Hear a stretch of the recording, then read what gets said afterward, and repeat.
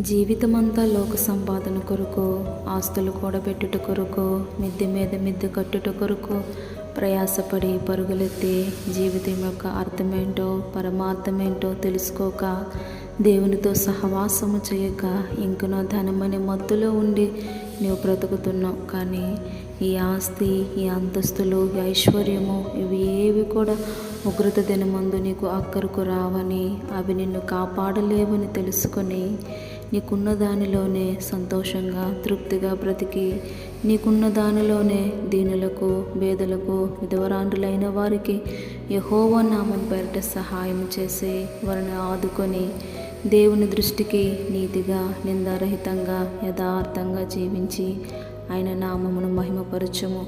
నీవు జీవించిన ఆ నీతితో కూడిన జీవితమే నిన్ను మరణం నుండి తప్పించి నిత్య జీవ మార్గమునకు చేర్చును. హల్లెలూయా.